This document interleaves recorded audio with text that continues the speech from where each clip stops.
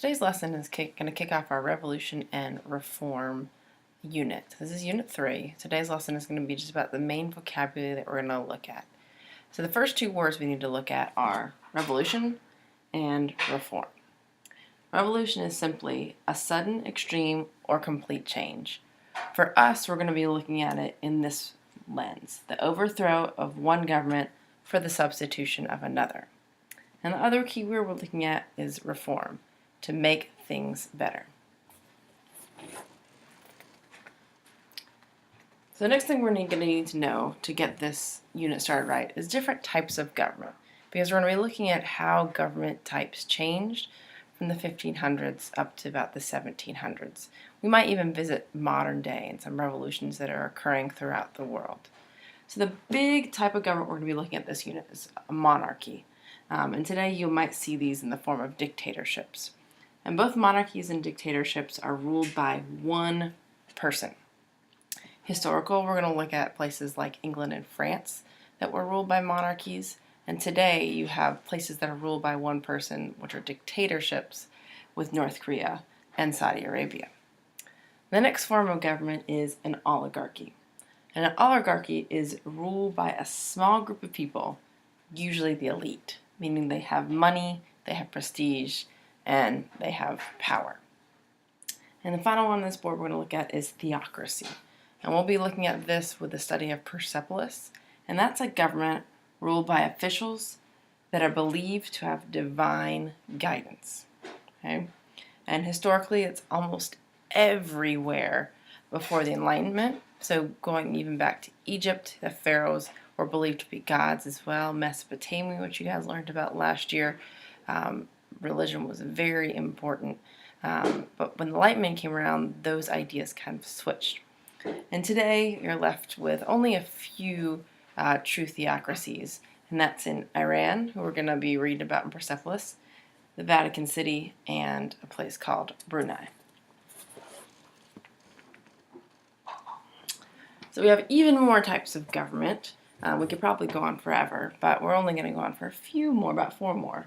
So democracy is the next type. And a democracy is a government by the people, where power is held directly through representation. So it's either held directly, or through representation. So either people go to govern themselves and vote for everything, or they elect someone that can represent them. So historical, the most well-known is in ancient Greece, which you should have learned about last year. And today it's almost everywhere in the world. They at least claim that they are a democracy, even if they're not. But this is mostly through representation. And a republic is very similar to a democracy, but this is a government in which power belongs to the citizens through their right to vote. So as a democracy, you might be able to send someone, you would go yourself or send someone. This is that you vote, and so then you own that power through a vote. And so today, the U.S. and France are two of those key republics that exist. And for our final last types of government, we are not going to talk much about these this unit, but you'll have some references to them throughout the year, so I want to go ahead and give you these. The first one is communism, and you'll see a reference to this in Persepolis. But this is a system of government in which a single party controls all business with the aim of making people equal. Great goal, but historically it has not worked out. So historically, the USSR, which is now mostly Russia and a few other countries, was communist. But they did not achieve their goal. A revolution occurred, and today they are Russia and other countries. Today, people that claim to be communist are Cuba, China, and North Korea. In North Korea, you're seeing twice they're under dictatorship and communism. So it's hard, they truly communist.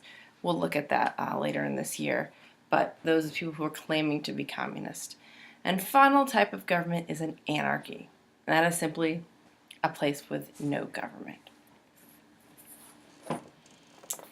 And our final board today is just talking about the different names of leaders. So some of them very well go with the type of government, but some of them are a little hard to connect. So the first one is a monarch. And this is a king, queen, prince, a princess, a duchess. And they gain power based on their family. So based on heritage, if your mom was the queen, you might become the next king. An ayatollah is a supreme leader of an Islamic government. So you will see this in places like Iran.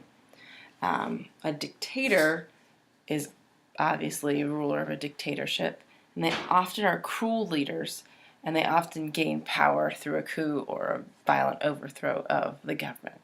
And final, elected officials. This is what we have in the United States. These are citizens.